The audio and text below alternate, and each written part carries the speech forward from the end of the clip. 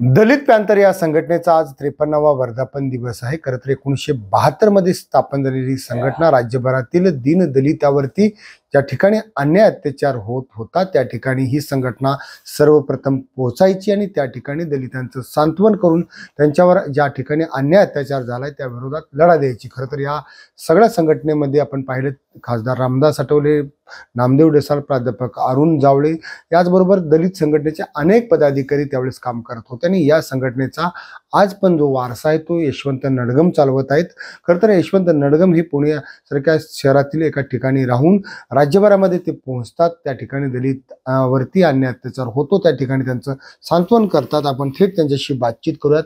खरं तर हे नडगमजी, दलित पॅंथर संघटनेच्या माध्यमातून तुम्ही राज्यभर सध्या पोहोचत आहात, दलितावरती अन्याय अत्याचार ज्या ठिकाणी होतो त्याचं निवारण करण्याचं काम करतात। आज आपला वर्धापन दिवस आहे, काय सांगाल? आज मी यशवंत नडगम, दलित पॅंथर संघटनेचा राष्ट्रीय अध्यक्ष, पद्मश्री नामदेव डेसाळांचा एक सच्चा शिपाई। आज दलित पॅंथरचा 53वा वर्धापन दिन आहे। आज पुणे शहरामध्ये बालगंधर्व या ठिकाणी शिवाजीनगरला आज सायंकाळी 5 वाजता हा वर्धापन दिवस आयोजन केलेला आहे।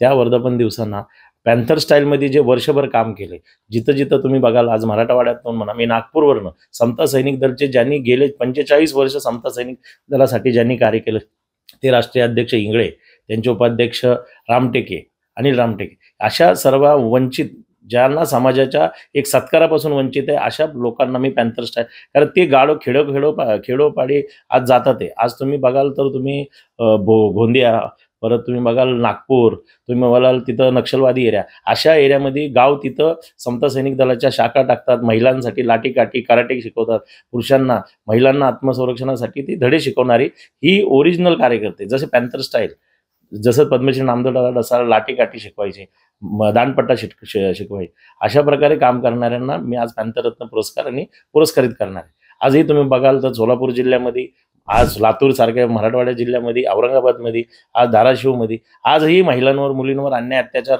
चालूच आहे। या अन्याय अत्याचाराला वाचा फोडण्यासाठी मी महाराष्ट्राच्या या विधान भवनावर एक लाखोचा मोर्चा 100% घेऊन जाणार आहे। खरं तर नडगम शेठ, आपण पाहिलं की राज्यभरामध्ये दलितावरती अन्याय अत्याचाराची संख्या वाढतच आहे। अट्रॉसिटीचे गुन्हे बहुधा या ठिकाणी ज्या जिल्ह्यामध्ये जास्त दाखल होतात त्या ठिकाणी तुमचं काम आहे। अशा पद्धतीने अट्रॉसिटीचे गुन्हे दाखल होतात, लोकांची मानसिकता काय आहे आणि सगळे गुन्हे दाखल होऊ नये यासाठी आपण काय प्रयत्न करणार आहात?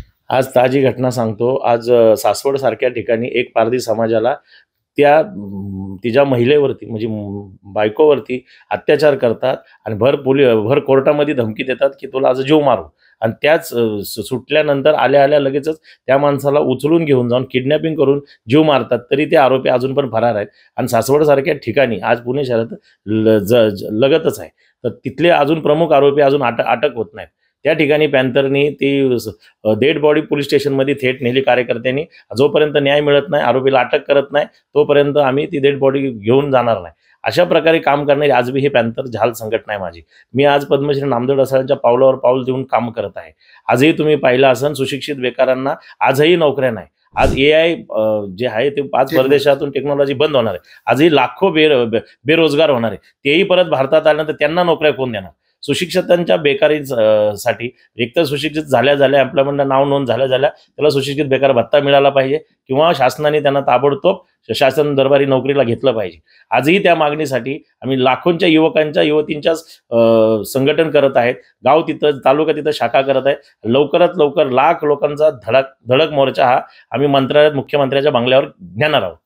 आपण पाहिले की राज्यभरामध्ये दलितांच्या सगळ्या अन्याय अत्याचाराच्या विरोधात काम करणारे यशवंत नडगम यांनी एक निर्धार केलेला आहे की मंत्रालयावरती एक मोर्चा नेणार आहे आणि त्या मोर्चाचं मुख्य मागणी जी असणार आहे की सुशिक्षित बेरोजगार जे तरुण आहेत त्यांना नोकऱ्या मिळाल्या पाहिजे आणि राज्यभरातील दलितावर जे अन्याय अत्याचार होत आहेत ते सगळे दूर झाले पाहिजे। लोकशाहीसाठी मी चंद्रशेखर भांगे, पुणे।